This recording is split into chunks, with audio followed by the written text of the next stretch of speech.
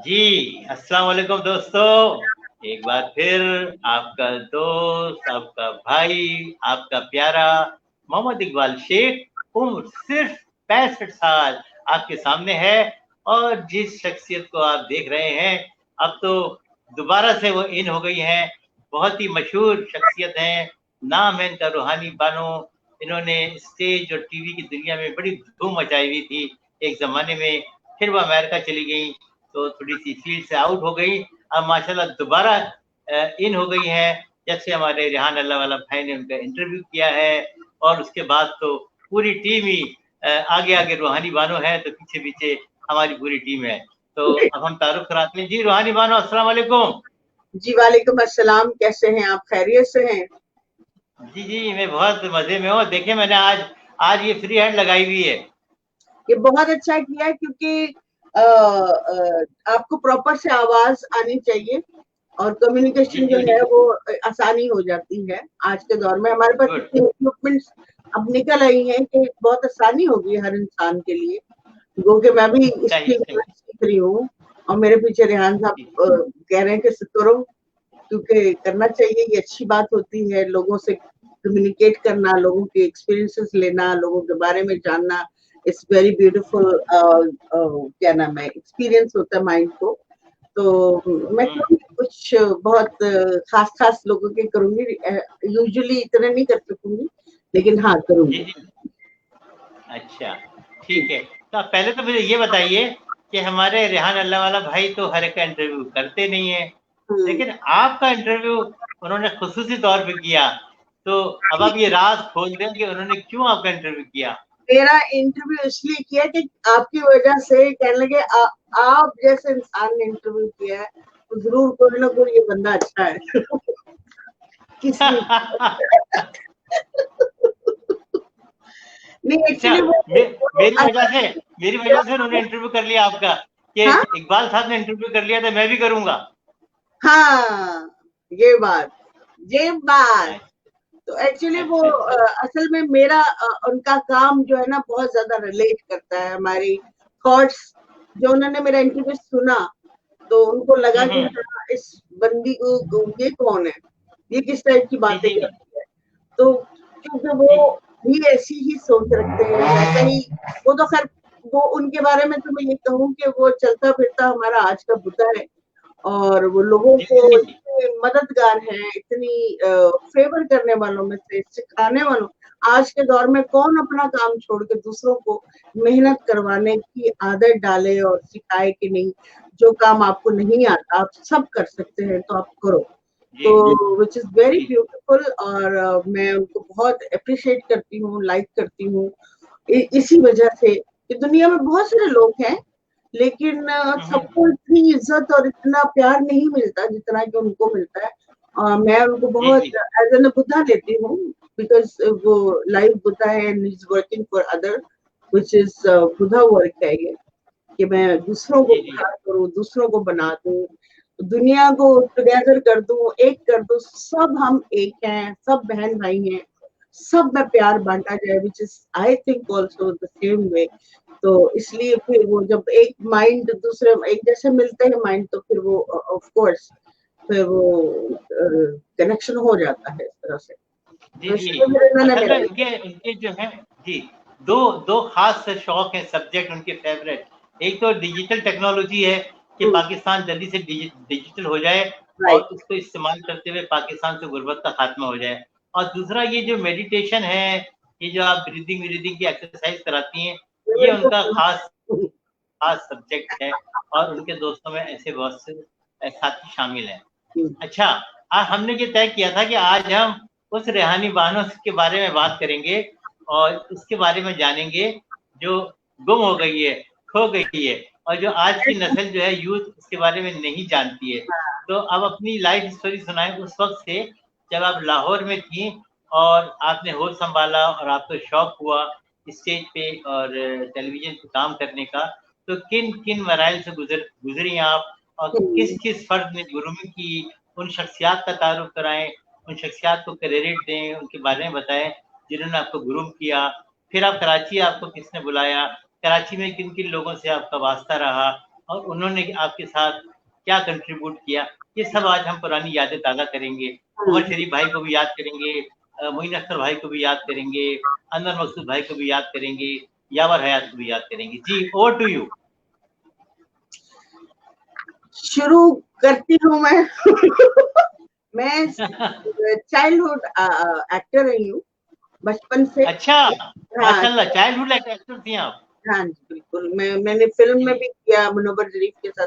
अच्छा, मेरा काम जो था बड़े-बड़े एक्टरों के साथ रहा, इसलिए तजुर्बे भी जरा मैच्योर और बड़े समझदार किस्म के रहे। और टीवी में मैं 7 इयर्स की थी, तो हम बच्चों का एक प्रोग्राम हुआ करता था, उसमें जी। तो फिर उसके बाद फिर थोड़ी सी बड़ी हो रही थी, तो फिर मुझे एक्टिंग का भी कीड़ा था बहुत बड़ा, तो मुझे एक्टिंग करनी है। मैं खाली गा रही हूँ, मुझे नहीं गाना, मुझे तो एक्टिंग करनी है। तो फिर वो यावर साहब जो थे, यावर हयात, तो उनके साथ क्योंकि फैमिली टर्म्स थे, वो रूही बानो से उनके बड़े शोज ड्रामे हुआ करते थे। शी इज माय कजन, वो मेरी कजन थी, तो अब तो नहीं है वो दुनिया में। तो उनकी वजह से फिर उनके साथ काम करना, बहुत ही बचपन में मैंने काम सीखा उनसे। वो डायरेक्शन करते रहते थे, हम लोग यूं करके देखते रहते थे। मैं तो फिर बहुत छोटी सी थी, मैं चुपचाप बैठी रहती। सब्र करना मुझे वहीं से आया है एक्चुअली, काफी घंटे बैठ के पड़ता था। बिल्कुल, बड़ा पेशेंस का काम होता है एक्टिंग करना। कई घंटे तक अपने 5 मिनट के सीन के लिए इंतजार करना पड़ता है। तो वो नहीं, रिहर्सल्स होती थी वहां पे, और चाहे डायलॉग है नहीं है, लेकिन वहां खड़े जरूर रहना, बैठे जरूर रहना, सुनना जरूर है, पूरे स्क्रिप्ट को सुनना है, कौन क्या बोल रहा है, किस तरह से बोल रहा है, क्या एक्सप्रेशन दे रहा है। तो वो यावर साहब से फिर जो टीवी की जो एक्टिंग थी, वहां से तजुर्बा मिला, वो टीचर रहे। फिर उसके बाद फिर मैं थोड़ी सी और बड़ी हुई इस काबिल के, थोड़ा स्टेज पे मूव कर सकती, तो फिर वहां पे फिर मुझे जमील बिस्मिल, जो हमारे लाहौर के बड़े जबरदस्त एक्टर हैं, रहे हैं, अब नहीं है वो, तो he is my actually Guru teacher. तो उन्होंने फिर मुझे स्टेज परफॉर्मेंस को, डायलॉग डिलीवरी जो थी, वो एक छोटी आवाज में आखिरी सीट तक आवाज कैसे जाती है और कैसे परफॉर्म, मतलब एक्टिंग और सब चीजें तो अंदर थी, बस उनको निकालना था। पैरन कूपर जो कैडेट कॉलेज की प्रोफेसर थी, वो मुझे बहुत लाइक करती थी और कहती थी कि ये लड़की बहुत आगे जाने वाली है, इसको आगे करो, आगे करो, आगे करो। तो मैं कोई इतनी ज्यादा हसीन तो थी नहीं कि हुस्न पे मैं आ गई थी, मैं टैलेंट बेस पे आई थी। तो सब लोग पुश करते थे मेरे टैलेंट की वजह से कि ये बहुत ही कीमती टैलेंट है, तो उसको हमने आगे लेके जाना। तो इस तरह मुझे पैरन कूपर और जमील बिस्मिल, ये लोग मुझे हर अपने शोज में रखते थे। अमान और मेरा पहला ड्रामा था सिक्सर। इकबाल अफंदी डायरेक्टर थे, और उनकी एक मेन हीरोइन जो थी 3 दिन पहले वो जा चुकी थी, और मेरी सिस्टर जो थी उसको इकबाल अफंदी साहब को असिस्टेंट डायरेक्शन कर रही थी, असिस्टेंट डायरेक्टर थी वो। तो मैं तो फैमिली दुप्पल में साथ होती थी कि शायद मेरा भी कोई चांस लग जाए। उनकी बात आपके सारे काम धुप्पल में ही हुए? सब धुप्पल में हुए, क्योंकि मैं छोटी थी ना, तो मुझे बड़ी लड़की समझते नहीं थे, वो थी नहीं बड़ी, तो कैसे, तो बड़े रोल के लिए तो बड़ी लड़कियां होती है, छोटे बच्चों के लिए निकल स्टेज प्लेस में तो कोई होता ही नहीं बच्चों का रोल। तो लड़की एक भाग गई। अच्छा, मैं अपनी सिस्टर के साथ डेली बेसिस पे उनकी वो रिहर्सल देखा करती थी, और मुझे स्क्रिप्ट जैसे पानी पी लेता बंदा, ऐसे स्क्रिप्ट पूरा पिया हुआ था मैं। उनकी जो मेन हीरोइन थी वो भाग गई, और उसके नाम पे वो ड्रामे का नाम था सिक्सर, और वो क्रिकेटर का रोल उसमें था। वो भागी तो परेशानी हो गई। जमील बिस्मिल और पैरन कूपर जो थे, वो मुझे जानते थे कि ये बहुत टैलेंटेड है। ऐसे जरा सी बड़ी थी, मतलब 13 की लड़की थी मैं। तो फिर उसके बाद उन्होंने, और उसमें अमानुल्लाह भी थे। अमानुल्लाह को जानते हैं ना, कॉमेडियन अमानुल्लाह। जी, माशाल्लाह, great comedians of the comedian, king of comedians. जी, हाँ जी, हाँ जी।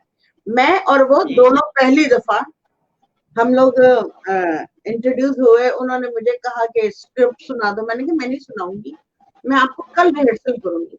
स्क्रिप्ट ले गई, मैं अब 3 दिन के अंदर मैंने परफॉर्म करना था, तो उनकी तो वॉकिंग रिहर्सल शुरू हो चुकी थी और मुझे तो याद भी करना था, एक एक डायलॉग याद करना था।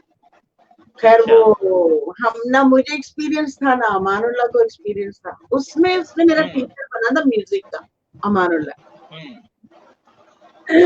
तो वो फिर मुझे फिर उन्होंने कहा कि ये तुम्हारे टीचर बनेंगे, तुम गाना गाओगे इनके साथ और ये करोगी वो करोगी।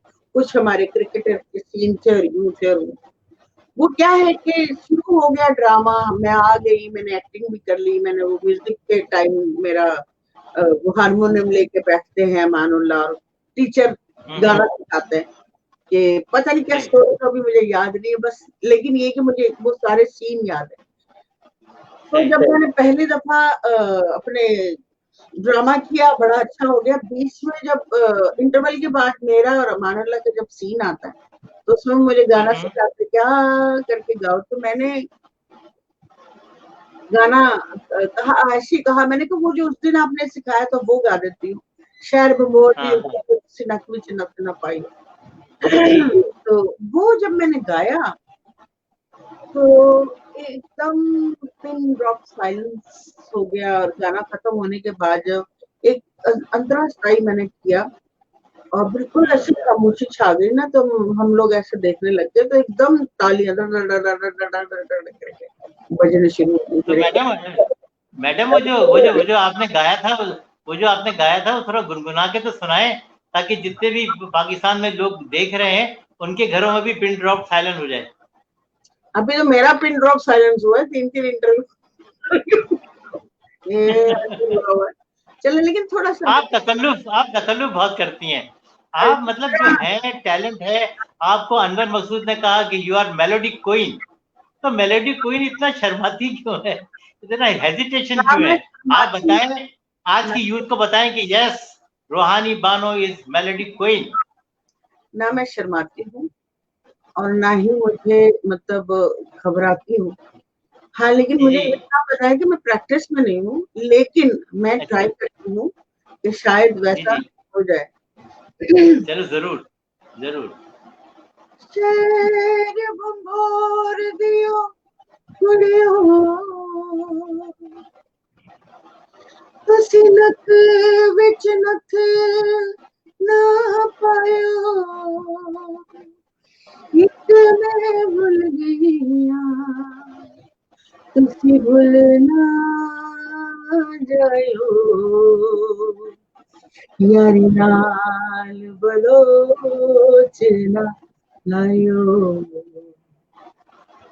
हाय रब्बा नहीं लगदा दिल मेरा, हाय रब्बा नहीं लगदा दिल मेरा, सजना बाज होया है मेरा, हाय रब्बा नहीं लगदा दिल मेरा। हो गया। माशाल्लाह माशाल्लाह, बहुत जबरदस्त। आज भी माशाल्लाह आपकी आवाज में वही तरोताजगी है जो पहले थी, और वाकई आपके जिस तरह आपने इस वक्त इसको गाया है, यकीनन हमें अंदाजा है कि क्या समा हुआ होगा उस वक्त, बिल्कुल पिन ड्रॉप। और इस वक्त भी मैं इस गाने में और आपकी आवाज में एक अजीब तरह की मेलोडी है कि मैं खुद भी ऐसा लग रहा था, अजीब कैफियत में चला गया था, और जी चाह रहा था कि आप गाती रहें और मैं इसी तरह सुनता रहूं। आपका बहुत शुक्रिया कि आपने मेरी बात का मान रखा और आउट ऑफ प्रैक्टिस होने के बाद भी ये गाना सुनाया। जी आगे बढ़ते हैं। तो वो 13-14 साल की लड़की थुप्पल में हीरोइन बन गई और उसने अपनी आवाज का भी जादू जगाया और हर तरफ छा गई। फिर उसके बाद आगे की कहानी। जो मेरे सीनियर लोग थे उस वक्त की जो हीरोइनें, वो कोयला हो गई। मैं तो पता ही नहीं था कि कोयला भी होना होता है, किसी से जलना भी है, कोई मुझसे नीचे है कोई मुझसे ऊपर है, मुझे कुछ भी नहीं पता था और आज भी नहीं पता। मैं कभी किसी से न जली न कुड़ी, बस अपनी धुन में रही, अपने मस्त लाइफ में रही। मैंने यहाँ गा दिया, यहाँ डांस, मुझे डांस का बड़ा शौक था मेरे अंदर कुदरती तौर पे, इतना अब ये ना कह दी कि डांस करती हूँ, वो मैं नहीं करूंगी। तो वो मेरा बिल्कुल पर्सनल मेरे लिए है, जब मेरा दिल चाहता है तो मैं अपनी एक्सरसाइजेस में यूज करती हूँ उसको, डांस। तो वो मतलब मुझे बड़ा, मैं इसी में ही रहती थी, पूरी लाइफ मेरी इसी में ही कटी कि मैं अपने साथ ही रहती थी। म्यूजिक हो गया, डांसिंग हो गया, एक्टिंग हो गई, अच्छी अच्छी बातें जी होगी, दो जी कोई अच्छी बात कह रहा है सिंगो और तो सुनी, बातें सुनी की, एंजॉय किया। तो बहुत लोग मुझसे वो जेलस हो जाते थे। एक दफा फिर इमरान पीरजादा को जानते हैं ना, एक्टर, उन्होंने जब जी मैं जी, इमरान पीरजादा, रफी पीरजादा के साहबजादे हैं, सब भाई, सलमान पीरजादा, फैजान पीरजादा, ग्रेट फैमिली। वहां पे आती हूँ, रेडियो के बादशाह थे एक जमाने में ये लोग, फिर टीवी पे भी छा गए। बात कर जाए। फिर उसके बाद हमारे, मेरे और अमान अल्लाह की एंट्री जो थी वो हिट हो गई, और वो मेरा ख्याल 1 महीना चलना था ड्रामा। हमारे अच्छा। नाम तो थे छोटे छोटे थे, मेरा और अमान अल्लाह का, बिल्कुल मेरा ख्याल मेरे पास वो होगी, उसकी पिक्चर्स होंगी पुरानी वाली। तो जी जी। उनका और मेरा नाम जो था बिल्कुल आखिर में, छोटा छोटा सा, बाकी जो बड़े हम्म और जमाल, ये फलाने ढिंगाने, सब के ऊपर नाम हम्म, इतने बड़े बड़े लिखे होते थे, अच्छा। अखबार में देते थे ना सही। एड के लिए। तो हम दोनों का भी हम्म, छोटा छोटा आखिर में दे देते हैं कि हाँ भाई है, जी जी। कचरा मचरा भी है अभी। हम्म। 15 दिन गुजरे नहीं कि सबके नाम नीचे आ गया, मेरा रमानुल्लाह के सबके ऊपर हाईलाइट हो गया नाम। जबरदस्त। फिर वो ड्रामा खत्म होने का वेट करने लग गए। सलमान पीरजादा का ड्रामा था, इमरान पीरजादा जी जी हीरो था, तो उसमें जी। उन्होंने वेट किया कि इसका ड्रामा खत्म होगा तो हम इसको लेंगे। तो पैरन कूपर ने रेफर किया था कि उससे बेहतरीन कोई एक्टर, उनकी भी एक एक्टर भाग गई थी, सरवत अतीक या बासठ कुछ इस तरह करके। जी जी, बहुत जबरदस्त आर्टिस्ट थी, वो भी पुरानी यादें ताजा कर रही हैं। Sarwat Atiq, she was a wonderful artist. हाँ, उनके एक्टर भागी, तो उन्होंने पैरन कूपर वहाँ काम करी थी उनके साथ ना, उनका सीरियल ड्रामे में, स्टेज प्ले में। तो जी। उन्होंने कहा कि अब वो पागल हो गए, क्या करें। कहने लगे मेरे पास एक लड़की है, कमाल की है, हम्म, तो जी। वो लेकर आती हूँ मैं। कहने लगे आप कह रही हो तो यकीन, तो बहुत ग्रेट प्रोफेसर भी थी, और आर्ट से बहुत ज्यादा गहरा लगाव था उनका, तो बहुत जबरदस्त थी, पारसी थी वो मुझे ले आई, इतनी सी सामने हम्म, रखी, ना मुंह ना मुट्ठा, जिन सही। पहाड़ों लथा वाला हिसाब कि है ये, तो ऐसे देखा मुझे तो ये है। अब जाहिर है ना, पहनना ओढ़ना कुछ नहीं आता था उस टाइम, इतना कोई आपको तैयार होकर जाना नहीं पड़ता था, बस जैसे आप सादा सादा होते हैं घर में, ऐसे सादे सादे से कपड़े, सादा सादा। वो मुझे हाथ पकड़ा, बच्चा पकड़ा दिया उन्होंने जाएगी, तो दोनों उस्मान पे ज्यादा देखने शुरू कर दिए, ये क्या है भाई, ये क्या ले आए। फिर वो बैठ के 1 घंटा लगी रही कि नहीं, करके तो देखो, करके तो देखो, करके तो देखो, ये कमाल है, ये छुपा रुस्तम है, तुम दो इसको। उन्होंने कहा कि ठीक हम्म। है, हमारे पास अभी कोई है नहीं, और पेरेंट के ऊपर जो है इतना इंसिस्ट कर रही है, तो हम लोग करते हैं। तो उसमें मेरा एक जी। एक्टर का रोल, उन्होंने मुझे बड़ा करने के लिए मुझे साड़ी वाड़ी पहनाई, ताकि मैं बड़ी सी हम्म लड़की, साड़ी वाड़ी पहनाई, और कोई झुंझुने मैंने खुद ही ड्यूरिंग रिहर्सल मैंने झुंझुने बना लिए थे, एक कड़े लिए, हम्म। उसके अंदर छनकनाने वाली, खुद ही मैंने उसको इन्वेंट किया, बनाया, अच्छा। कि जब मैं परफॉर्म गुड। छन छनाए और मेरे सारा नजर पड़े। वो फिर जब मैंने किया तो तमाम जितने एक्टर थे आर्ट्स काउंसिल में, सब आगे जी। सिर्फ मेरी एंट्री देखने आते थे। इतनी जबरदस्त। ज्यादा मुश्किल थी वो, इतनी खूबसूरत एंट्री थी कि इमरान पीरजादा के साथ मेरा रोल था, हीरोइन का। जी। तो हीरोइन तो शायद मैं नहीं कहूंगी, लेकिन हाँ, काइंड ऑफ सेकंड हीरोइन होती है ना, जैसे कि जी जी। में डायरेक्शन कर रहा होता है, कुछ इस तरह से सीन था। तो मैं आती हूँ एक्टिंग करने के लिए, और ये और वो सब बावले हो गए। हम्म। बस इस तरह कुछ सही। करते तो बहुत, मैं फिर जल्दी फास्ट, यंग एज में बहुत ज्यादा मैंने एक्सपीरियंस किया लाइफ को। हम्म। फिर इतने में फिर मोइन भाई और ये सैयद फरकान हैदर, उमर शरीफ, ये लोग एक ड्रामा लेकर आए थे, अभी मुझे याद है, बड़ा मशहूर ड्रामा था उनका, तो ये लाहौर करने आए। तो जमील बिस्मिल ने जी। इनकी दावत की थी, तो इनको मैं जानती ही नहीं थी। उस जी टाइम जी हमारे पास टीवी वगैरह नहीं था और वैसे भी स्टेज के लोग थे, तो स्टेज के लोगों को जी इतना नहीं जी लोग जानते। तो भयानक वुमन, ये पता नहीं इस तरह करके ड्रामे का नाम था। तो उन्होंने उनकी अच्छा, दावत, तो इनके पास बड़े बायोनिक सर्वेंट तो नहीं कह रही आप? Bionic servant. बायोनिक्स, हाँ शायद यही नाम था। हाँ हाँ हाँ, तो वो लाहौर लेकर आए थे। जी तो जी, मोइन अख्तर ने टाइटल रोल किया था, बायोनिक सर्वेंट जी। हाँ, हाँ, तो उन्होंने धर्मेंद्र इसमाइल ने उनका खाना किया, और हमारी अम्मी जो है खाना बहुत मस्त बनाती है थी।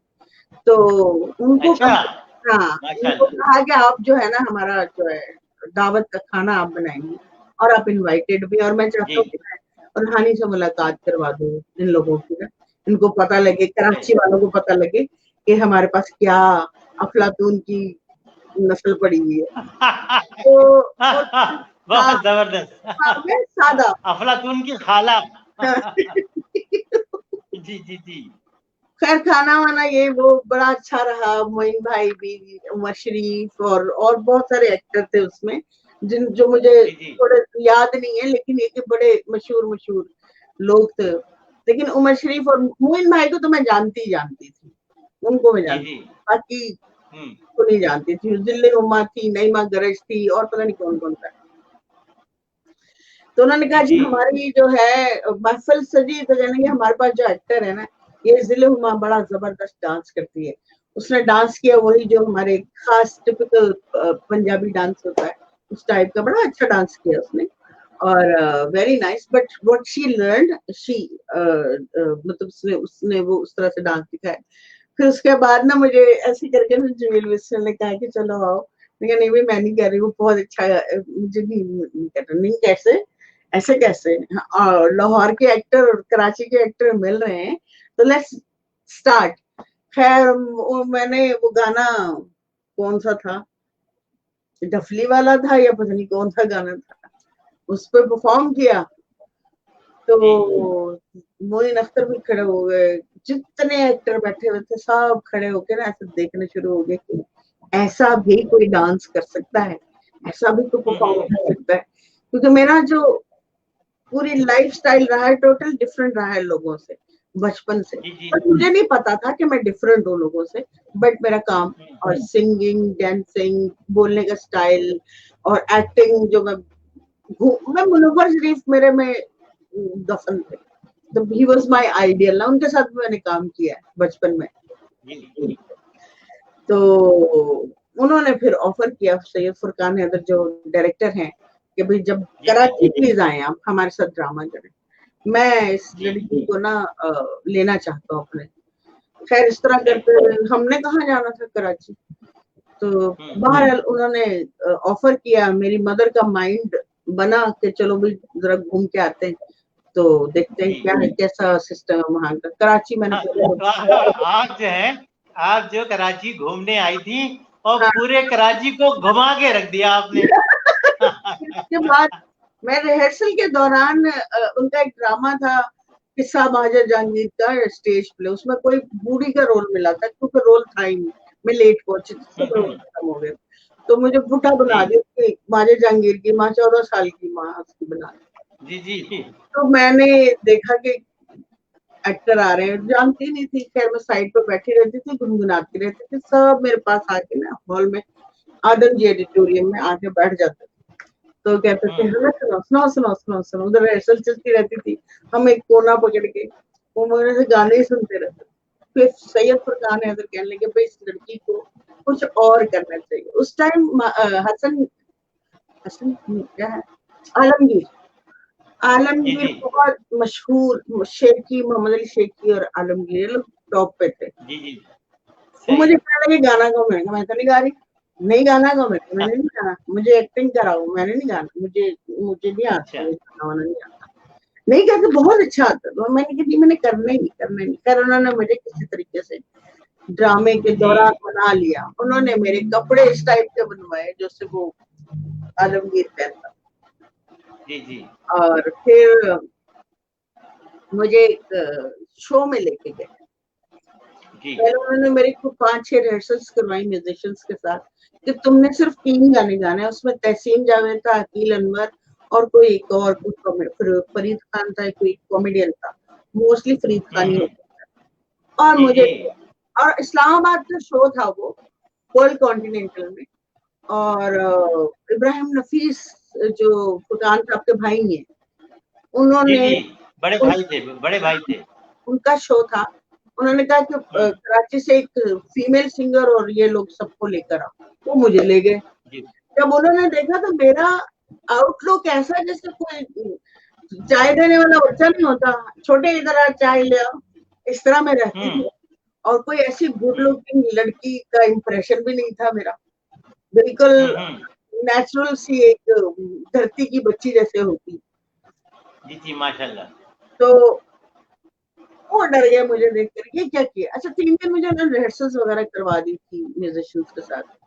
मैंने कभी कहाँ फंस गई, क्या मुसीबत है, कपड़े उपड़े भी मेरी पैंट शर्ट पता नहीं क्या क्या बनवा दिया था 2 ड्रेस। फिर वर्ल्ड कॉन्टिनेंटल में मेरा फुग्गा सा बनवाया, मेकअप करवाया मुझे, मतलब फुल ऐसा बना दिया था कि मैं थी ही नहीं ना, बिल्कुल चेंज कर दिया था वो। अब इब्राहिम नफीस जी ने देखा कि भाई अरे ये क्या लेकर आए हो तुम, मैंने लड़की मांगी थी, तुम बच्चा उठा लाए हो छोटा सा। बच्चा नहीं, लड़की चाहिए, सिंगर चाहिए। कहने लगे फुरकान साहब, कहने लगे आप देखो तो सही, आप देखो तो सही। मेरे पीछे लोग लड़ पड़ते थे अब बड़े बड़े लोग लड़ते थे कि जिनको पता नहीं होता था वो लड़ पड़ते थे। एक दफा ट्राई तो करो, मुझ पे भरोसा रखो, मुझ पे भरोसा रखो। अच्छा इब्राहिम नफी साहब ने इतना उनको कहा कि भाई पता नहीं अब तुम बस अब तहसीन जावेद को कहो वो संभाले, अकील अनवर को कहो वो संभाले, अब इसको 3 गाने गवा के बस किसी तरह से कर दो मजबूरी। बड़ा उनका मूड अपसेट, वो इतने अपसेट हो गए कि फुरकान साहब को कहीं ना कहीं अपना कॉन्फिडेंस लूज कर गए। फिर वो इमाम बड़ी गए, वहां जाके दुआ मांगी कि ये जो लड़की मैं लेकर आया हूँ इस मेरी इज्जत बचा लेना, क्योंकि वो कह रहे कि बकवास है एकदम, देखने काबिल नहीं है, कि क्या बच्चा सा उठा के ले आए, लड़की नहीं लाए तुम, बच्चा उठा लाए। अब मेरी इज्जत जो है, मेरी इज्जत आपने बचानी है, मैं देगे दूंगा, 2 देगे दूंगा, या पता नहीं 1 देग दूंगा, मेरी इज्जत बचा लेना आज। कह के बाद उन्होंने पर्ल कॉन्टिनेंटल में मेरे हेयर स्टाइल मेकअप शेकअप कर करा के मैं बैठ गई। मैं बिल्कुल फ्री माइंड में थी, ना तो मुझे ये पता था कि मुझे ऑडियंस में क्या करना है, ना मुझे ये पता था, मुझे पता था कि बस मुझे ये जो गाने प्रैक्टिस करवाई वो जाके मैंने गाने। टी टाइप उन्होंने स्टेज बनाया हुआ था। पहले गया तहसीन जावेद गया, मशहूर एक्टर, मशहूर फलाना ये वो, चलो जी फिर को भेज दिया, आप फिक्र ना करें फुरकान भाई, आप फिक्र ना करें, हम संभाल लेंगे, कोई बात नहीं, अगर उसको इतना नहीं वो संभाल सकी तो हम है ना, हम टेक केयर करेंगे। तो थोड़ा उनको धारस लग गई कि चल ठीक है जो है सो है। वो गा लिया, फलाने ने गा लिया, आज ने गा लिया। अब कहते इसको बीच में एंट्री करके फिर बाद में फिर तरसीम पे हम पूरा शो खत्म करेंगे। तो जब मैं गई, और मैं क्योंकि कभी भी इस तरह से नहीं की कि मैं ऐसे करके जाऊं ऑडियंस में कि लोग मुझे देख रहे हैं, ऐसा नहीं। मैं जैसे जाता बंदा कमरे में बंदा वैसे चली गई। मैं घर वालों के साथ जैसे बैठता बंदा, उठाया माइक और शुरू हो गई, गाना शुरू हुआ। पूरा हॉल जो था वर्ल्ड कॉन्टिनेंटल में था, पूरा हॉल, वो वहाँ बड़ी जेंटल टाइप लोग आते थे, बड़े सेंसिबल लोग हैं इस्लामाबाद के म्यूजिक के मामले में। मैंने शुरू किया पिया तू अब तो आ जा, तो वो तो हक्के बक्के रह गए। पहले तो मैंने स्टेपिंग की, फुट स्टेपिंग की, जेस्चर्स किए, मूव किया, फिर सुर में गाया, तो वो लोग ऐसे लग रहा था कि पीछे को रिकॉर्ड चल रहा है और मैं सिर्फ मुंह हिला के बॉडी को शेक कर रही हूँ, उनको यकीन ही नहीं आया। फिर वो बीच में आगे मुझे फरमाइश बताई तो मैंने फरमाइश पूरी कर दी, वो भी उसी तरह के। ये क्या चक्कर है, वो बड़े होते गए। मैंने 3 गाने गाने थे, फिर उसके बाद किसी की एंट्री हुई नहीं, कोई आया ही नहीं। फिर मैंने 1.5-2 घंटे जो बाकी का टाइम था वर्ल्ड कॉन्टिनेंटल का, कौन से गाने किधर से गाने कहाँ से आए किधर गए कुछ पता नहीं। मैं 1.25 घंटे या 1.5 घंटा एटलीस्ट अकेले गाती रही, लोग सुनते रहे, किसी की बारी नहीं आई। तो जाके फुरकान साहब उनको कह रहा अपने भाई को, देखा देखा मैंने कहा था ना। दूसरे दिन उन्होंने मुझे बताया कि चलो हमने देख देनी। मैंने कहा क्यों देख क्यों देने? कहने लगे मैं मन्नत मान के आया कि मैं तुम्हें ले आया था, मुसीबत में फंस गया। इतना मेरा कॉन्फिडेंस लूज कर दिया था कि क्या गलती की है मैंने, कि छोटा सा बच्चा उठा लेकर आया हूँ। लड़की थोड़ी ऐसी साड़ी वाड़ी पहने हुई वो करती हुई आएगी कोई, तो एक नमूने टाइप ले आए। तो बहरहाल वो 4 बजे तक चला शो, नहीं 4 नहीं 3 बजे तक चला। उसके बाद मैं अपने बालों में जो उन्होंने बैकोमिंग कर दी थी उसको उतारने शुरू, मुंह धोया मैंने, इतना ठोक दिया था मेरे मुंह पे मेकअप, मुंह धोया, बालों को आहिस्ता आहिस्ता, मेरे बाल हमेशा से लंबे रहे, तो उनको खोलते खोलते खोलते खोलते मैंने अभी जाके बिस्तर पे लेटी ही थी कि सारा क्रू आ गया। सब उनके कमरे में गए फुरकान साहब के, उसके बाद फुरकान साहब और पूरा क्रू होटल इंटरकॉन्टिनेंटल का पूरा का पूरा मेरे कमरे में। मैंने कहा अब की क्या? तो कहने लगे कि हमारी फरमाइश है कि हमें कुछ आप गाना सुना दो। क्यों भाई? मैं तो अभी तो गा के आई थे, हमने पूरी तरह से नहीं सुन सके, हम लोग काम नहीं कर रहे थे, तो हमें सुनना है। अच्छा। हाँ, उसके बाद सुबह वो लेके गए 3:30 बजे नीचे हॉल में। मैंने ये चादर बांधी हुई थी, मुंह पे कुछ भी नहीं था, मुंह धो लिया था मैंने, बाल खुले हुए थे मेरे। और मैंने फिर बैठ कर जब गजलें शुरू की हैं, जो आता था मुझे सुना, तो वो जा ही नहीं रहे थे। मैंने कहा मैं तो अब गई हूँ, मुझे जाने दो, छोड़ने दो, किसी और को सुनना। तो सुबह 6 बज गए मैंने को गाना सुना। ये था मेरा फर्स्ट म्यूजिकल। अभी मैं आपको सुनाते सुनाते मेरा ध्यान जा रहा है कि मैं काफी सुनाए ना, कुछ सुना दें, एक आध शेर सुना दें किसी गजल का, तो यादें ताजा तो कर दें। मुझे नहीं करनी यादें ताजा, कर दी थी ना अभी थोड़ी देर। हमें तो करनी है ना, हमें तो करनी है, हमारा मान रख ले, पाकिस्तान की यूथ जो देख रही है उनका मान रख ले। नहीं इस वक्त ना मैं इतना बोली तो हूँ, एक आध शेर गुनगुना दे। शेर वेर नहीं आता मुझे, मेरे पास चीता है। चीता है? चले कोई चीता ही दिखा दे हमें। 2 बिल्लियां हैं, बहुत सारी चिड़िया हैं, कबूतर हैं, और बहुत सारे जानवर हैं मेरे पास बाहर। सर हमें तो चिड़िया की चहचहाहट भी अच्छी लगती है, चलिए चले चिड़िया की चहचहाहट ही सुना दें। गले के हंसी रात हो न हो, शायद फिर से जन्म मुलाकात हो,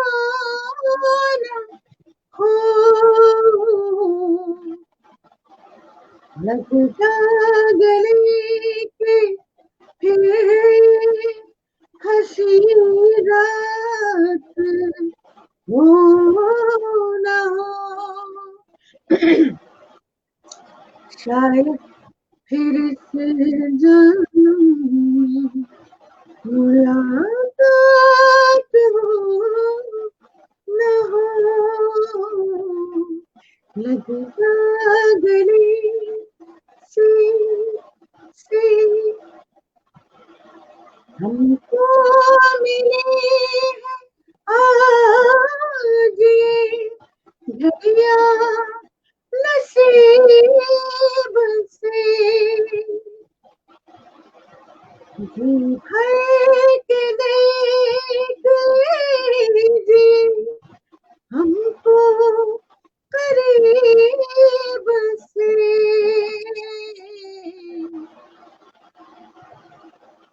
फिर आपके नसीब में ये रात हो न हो, शायद फिर इस जन्म में मुलाकात हो न हो, लग जा गले से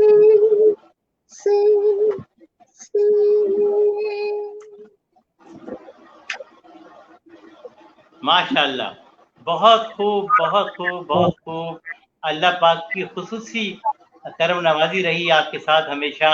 ऐसा बहुत कम होता है कि कोई एक्ट्रेस जो है वो अच्छी अदाकारा भी हो, अच्छी आवाज़ भी हो, अच्छी सिंगर भी हो और अच्छी डांसर भी हो।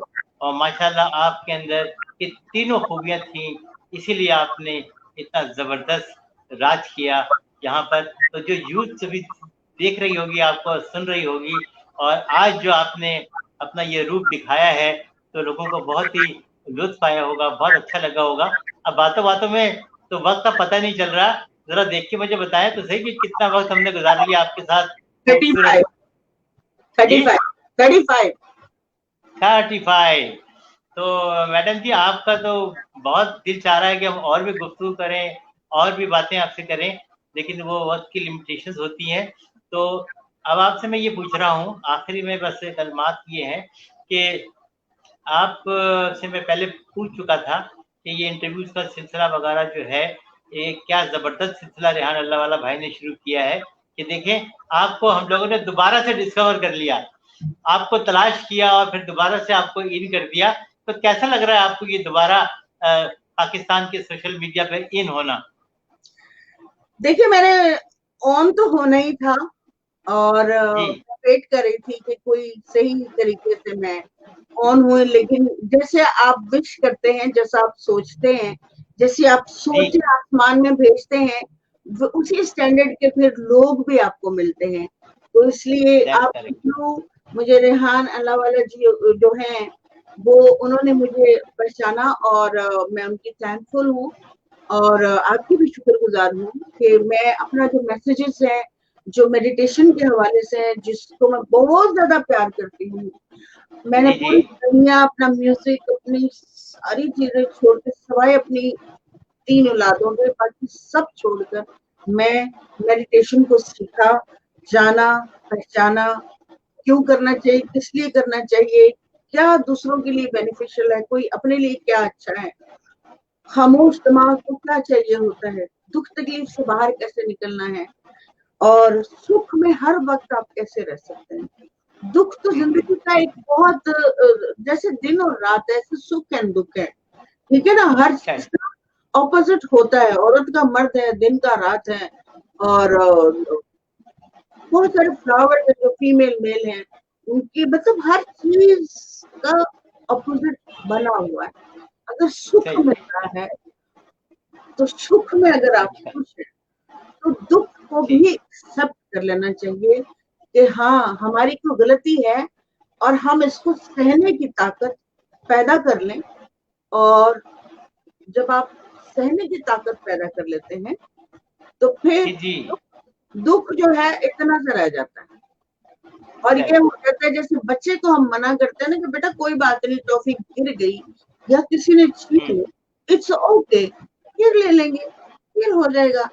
दुख भी मेडिटेशन के बाद ऐसा ही लगना शुरू हो जाता है, अनलेस के सही, अस्तगफार अस्तगफार तो मरे ना, तो काफी डैमेज जी, होता है, लेकिन उसको भी धीरे मेडिटेटर कंट्रोल कर लेता है, क्योंकि वो समझता है कि दूसरा जो इंसान जैसे सुशांत महाराज से पूरी दुनिया हिल गई ना, तो मुझे सही, बहुत, मैं भी मतलब मैं सोई नहीं, काफी दिन नहीं सोई, क्योंकि मुझे समझ सही, नहीं सही, आता, कुछ समझना जी, चाहती हूँ, जब मुझे समझ आ जाता है जी, तो दुख के साथ ये कि एटलीस्ट इत्मीनान हो जाता है कि अच्छा इस वजह से, उसकी वजह ही समझ ली है, सही, तो इसलिए ठीक कंफ्यूजन है, पैदा हो।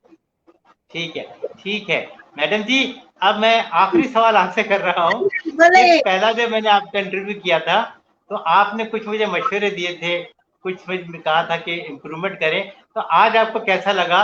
मैं बहैसियत इंटरव्यूअर आपने मुझे आज कैसा पाया?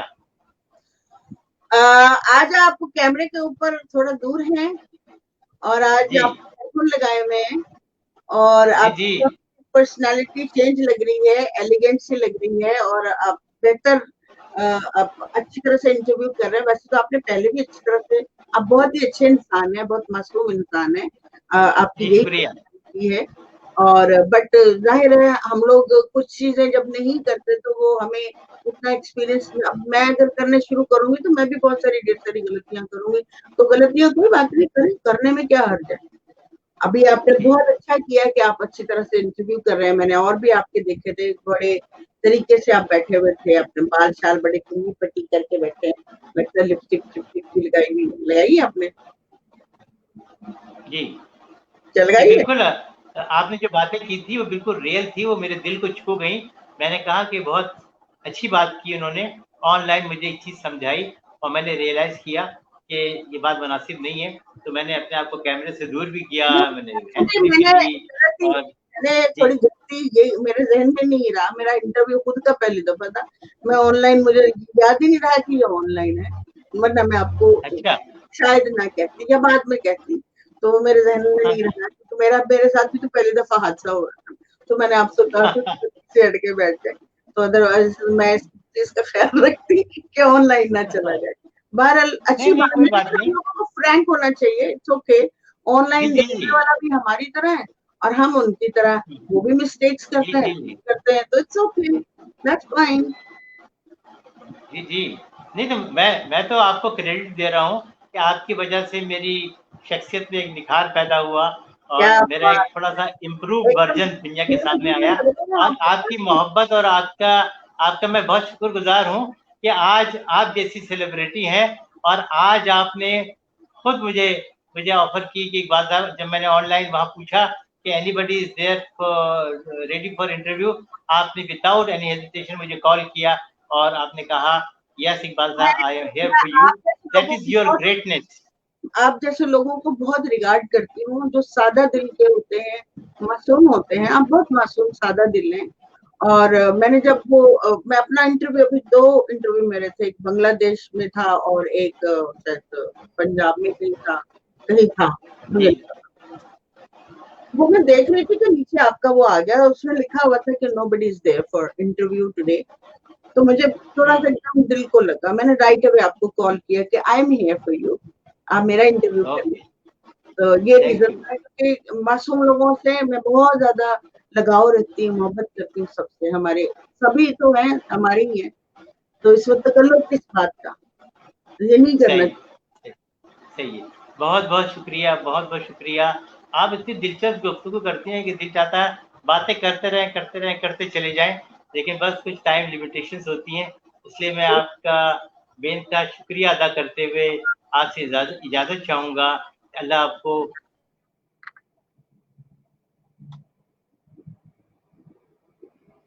आपने यकीन कोई दुआ दे दी होगी मुझे, जो मुझे अभी मेरी आवाज नहीं आ रही मुझे, लेकिन चले कोई बात नहीं, मैं वो दुआएं कबूल करती हूँ।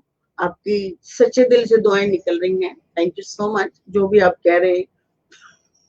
और रेहान अल्लाह वाला साहब को भी दुआएं दे दें, क्योंकि वो आप जैसे लोगों को आगे लेकर आते हैं और आप जैसे लोगों की मदद करते हैं, और विच इज वेरी गुड।